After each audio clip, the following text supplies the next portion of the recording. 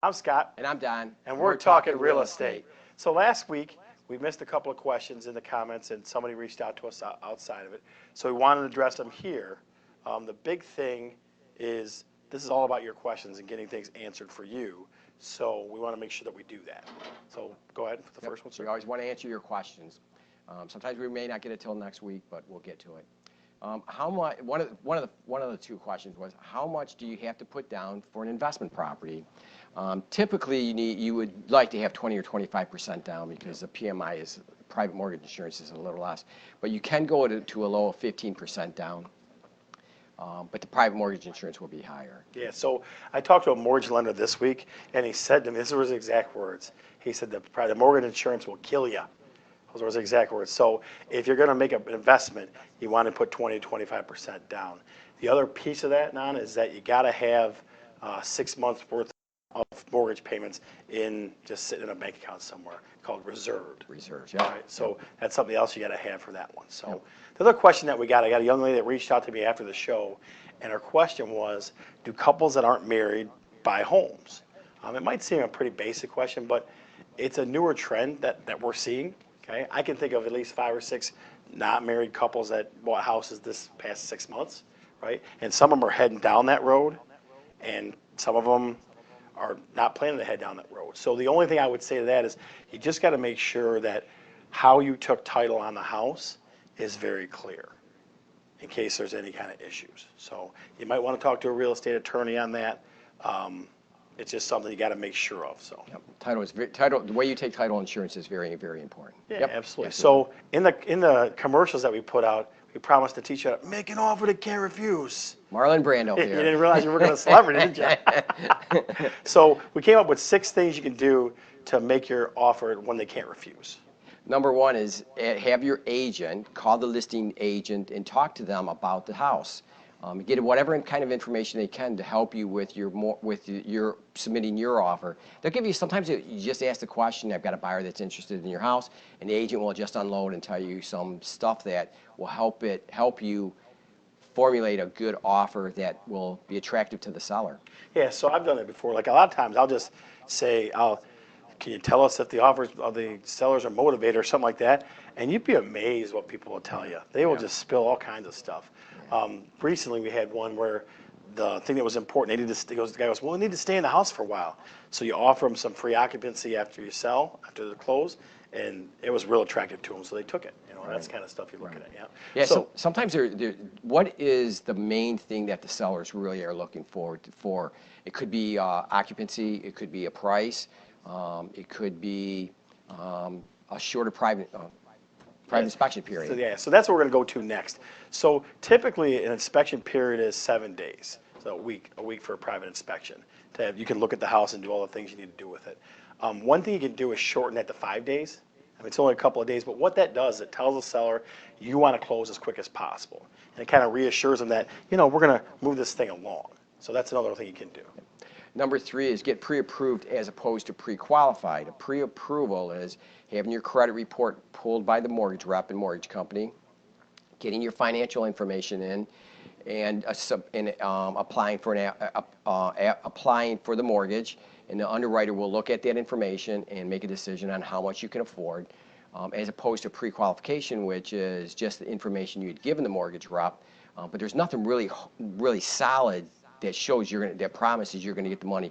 On a pre-approval, it's pretty much it's a good strong promise that you're going to end up with the money. So would you say, like for a pre-approval, the difference is you got to show your financial information, basically? Absolutely, that's exactly it. Yep. So pre-quals, I've only seen a couple of companies kind of really do that, and I could tell a mortgage guy, well, I make this much money, and you know what I mean, those kind of things. So that's definitely something that you got to make sure, give them all your financial docs. Yeah, it's more solid. Yeah. So the other thing we always do is we always go with the seller's title company, and here's why. The more people involved in the transaction, the more people that get mixed up and drop the ball and get confused. So we try to make it simple. Like you go with the seller's title company, they handle both sides of the transaction as far as title goes, and it just makes things smoother. It just makes things a little smoother. Now, some other agents disagree and say, well, I want to have someone represent me, but you're trying to get the offer accepted. Yeah. So that's the way I always do. So less hands in the pie, make it a lot quicker, make the transaction Absolutely, go a lot absolutely. faster. So, I mean, it's like one of those things where you don't want to put, 5 people in charge of something. You want 4, 3, or 2, as few as possible. Right, yep, yep. Number 5 is have your lender call the listing agent and explain that you're a solid purchaser. We update them with where you're at in the mortgage process. For example, we've got their credit report repulled, W-2 tax, all your taxes. All that financial information will make them feel much more comfortable that you're going to get approved and that you're close to an approval for a quick closing. Yeah, absolutely. So, number 6 and the final one, I use all the time. Okay, you got to pull at the heartstrings. In fact, I use this on, I think, the last 2 or 3 sales that we did, last 2 or 3 buy sales. You send a personal letter and you say stuff like, we can see ourselves using, and talk about the amenities of the house, using the fireplace on a cold night like tonight, or the pool in the back. Our kids are going to love that, or something like that. And you explain to the seller they want to you're going to take good care of their home. Okay, most people want their home to go to somebody who's going to take care of it. So that little bit helps. Like I said, I used that on this last offer that I got accepted a few days ago. That they wrote the personal letter, and it was the difference between them getting an acceptance or somebody else, because there was 2 or 3 bids on the house. So I had a listing last year, and the buyers wrote a personal letter, and one of the things is that they wrote about their dog running in the backyard, and the sellers had just lost their dog that they had for years, and it touched their heart that they wanted to sell it to that person. We had 3 offers, and they felt very comfortable that they wanted to sell it to that family, and they ended up with it. So it's those good, 6 things all together are going to do these things. Get you as much information as you can to know what the seller wants, right? Show them that you're serious, you're going to make this thing move. And again, pull at those heartstrings a little bit. Make it personal, because it's person to person. I mean, unless it's a bank loan or something. Yeah, so the next thing we're going to talk about, we're going to add a new segment. It's called the Market Spotlight. Every week we're going to tell you about a different neighborhood market, okay? If there's certain ones that you like or things that you would like to see, Willie McGuire in the house. What's going on, buddy? Hey, Willie. It definitely would throw some comments out there of different neighborhoods you'd like to see, and we'll add those too. But Don, who do we have this week? So this week we have Livonia, the city of Livonia, big city, lot of housing there. Currently on the market are 99 homes, and based on that, the lowest price is $75,000, and it goes all the way up to $795,000. Oh, wow. There's a big Holy smokes. difference. But generally, the sweet spot of the market in Livonia is about 150 to 300,000. Okay. So, and we talked about the not having a lot of homes on the market, but Livonia right now has got 99 homes on the market. And like we said, there's 164 pending, meaning that they already accepted an offer. So 250 homes either have an offer or are on the market in Livonia. So that's not too bad. How about the solds? How many sold last? Sold and closed in the last 30 days, 93 homes sold and closed. Okay. So. Yeah, so if you're looking for Hot more market. information on Livonia, reach out to us in DM or something like that. We can get that to you. And folks, like I said, just put stuff out there as far as what cities you'd like to see, and we'll try to spotlight one a week. We don't want to make that the whole focus, but we'll do that. So also, I want to take a minute and let you know, you can ask questions all throughout this whole show. We got the iPad and the phone in front of us, and we're looking for questions from you. So ask any questions that you have, because again, this show isn't about us. It's about you and getting you as much information with the experience that we have. Okay? So we'll kind of keep an eye on questions and see if there's anything out there. There's a ton of folks out there that we know and love. So we see every single one of your names, and we're glad you're watching today. Okay? The next thing we're going to talk about now is the power of the walkthrough.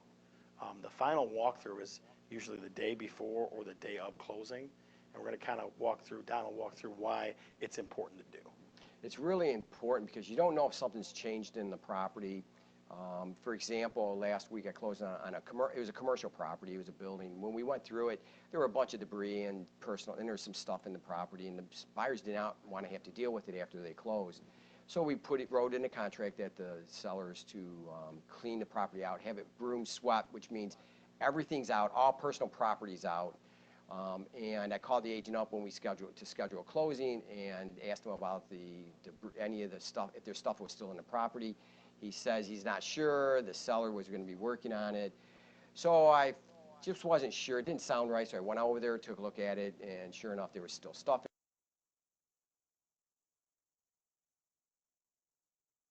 He got some of the stuff out. I went back the next day, and sure enough, there were still some things there. We wrote up an addendum for between a buyer and a seller that If the seller didn't have it cleared out within 7 days after closing, the seller would have to give the purchaser $2,000. Put some teeth behind it, yeah. Yeah, absolutely, and that sure enough lit a fire under the cellar, and we went over there. We were closing on Friday at 1 o'clock. The next day, 12:30, I met the buyers over at the property, and sure enough, there were guys there cleaning the property out, and everything was pretty much clean at that point.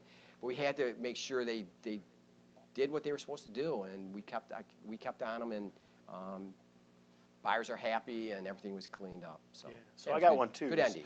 So I've got one too. Amy, what's going on, kiddo? Mike McLaughlin in the house. Good to see you. So a young lady it was about 4 or 5 years ago now. She bought a house in Wyandotte, and we did the walkthrough, and I'm telling you, it was like the house is in good shape and everything, but she took some appliances with her. I want to say it was a stove and fridge, if I remember right. We're like, where are the appliances at? I was like just looking around like I was lost. So we got to the closing table, and I looked the agent in the eye and I go, look, you guys took some of the appliances, and the seller just kind of looked at me for a minute. And I said, you got to give us some money for that. Huh? Oh, so you got to give us some money for that. That's a big thing. So I want to say they gave us $500, maybe $1,000, something like that. But the walkthrough is so important because the last time you're walking through the house as a buyer and not an owner of that home. Yeah. After closing, then it starts getting all dicey and crazy. So you always, always, always got to do a walkthrough. Always, and I always do it the day of closing because a lot of things can happen from the day before. Yeah, absolutely. Like pipes bust and stuff, like especially in the wintertime. Yeah, absolutely, yeah. So, and you never know. Yeah. So it's one very good thing to do. Absolutely.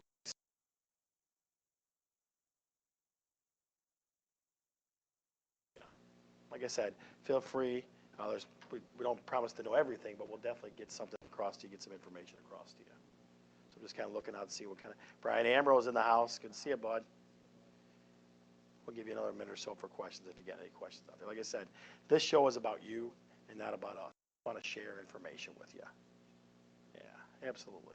All right, so I wanted to throw this out to you about what real estate shows you watch. Don and I have our own opinions about real estate shows, but we would love you to throw in the comments right now, if you would, what real estate shows you love, like Love It or List It, or $1 Million Listing. What shows do you guys watch? Like, I think Don, he should probably star on $1 Million Listing because the guy, he only lists the high-end properties. Yeah. Yeah. So if you throw in what kind of shows you watch, what kind of different ones that you watch, that'd be great. And we hope to have a show about that in the future. Yeah. Talk about that. And kind of just explain, this is kind of not real life when she's a teacher and this guy works part-time and they got a $900,000 budget. That usually is not real life, you know what I mean? So that's that. So we want to talk about one more thing, and I used to say this was an ironclad rule. I used to say this, but I got a client who they're going to close in about 2 weeks from now, who they've proved me wrong in this respect. Typically, when you want to buy a home and you have a home already, you got to get that home at least accepting an offer, be pending, before a seller will accept. You typically, I'm not saying always, but typically. And for me, that was kind of like a rule I always followed. So I had a young lady reach out to me on Facebook, and she said, we want to see this one house. We just want to see this one house. It's got land. It's got everything that we want. Okay. So we went and we walked around, and it was cool, and they loved it and all that good stuff. And so it was our offer, and another offer was cash. And we had a contingency that they had to sell a house. And the agent goes, was it on the market? I said, no, but it's going to sell really quick. And they took it. Their house wasn't even on the market, and they took an offer from our buyers. Now, the house they were to sell, we listed it, kept it on the market for 3 days, and it went for over asking. But that's the first time I ever had somebody buy a home, they had one to sell that they had to sell to buy.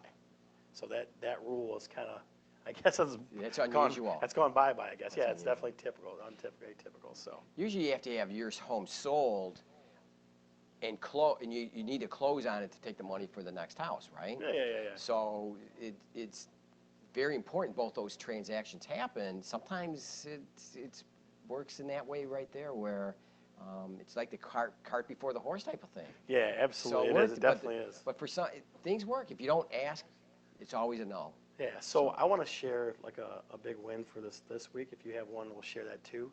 So I had a couple, the young lady that I coached her sons growing up, and they wanted to buy a house in Warren, one with lots of room, okay? We were one of 18 offers. Think about that for a minute. One of 18. We already talked about this last show that the market's pretty tight as far as not much inventory. One of 18 offers. I just got notification now, just as we're on the show right now, that that they got accepted. Out of 18, the top One out of 18. Can you believe that? See, so that making an offer, how's that go? Making Make an offer, make an offer, you can't refuse There that. you go. There it felt is. like, Is that what you did? you know, I didn't do that. Listing agent? I did everything that we talked about, but it was like, I mean, like pinball. I could throw a dart on a wall and it would like, let me see if I can hit it. But Yeah. hey, 1 out of 18. Yeah. What about you? Any big thing? Any big Yeah. deals going on? Nothing, nothing really. Nothing crazy good? No, Okay. nothing crazy. Okay, all right. I think getting through that issue last week with a commercial property, that was a little bit hairy there because everything was last minute and the buyers really wanted to get that property and get in there, so. So I want to read a comment real quick. Steve Markey says, the presentation done by an expert looks much better than last week. Well, so we have Charles Markey Productions in the background doing our show today, so that's why we have everything looks a lot cleaner. Yeah. So, So we we'll be back to appreciate next week. We'll be like it was the We're first week. back on the phone, on the iPad, staring at each other, going like with little chins. That's all you'll see. So we definitely appreciate Mr. Markey helping us out Thank here. you, Charles. Cindy Cook in the house. How you doing, kiddo? So I wanted to take a minute to see if there's any more questions out there from folks. Again, that's what we're here for. We're here to help you, to give you more information, good, solid stuff. The nitty-gritty stuff. Like you can look other places and find very general stuff, but we definitely want to answer your questions. So yeah, Steve's laughing at us now. He's even laughing at us. Yeah.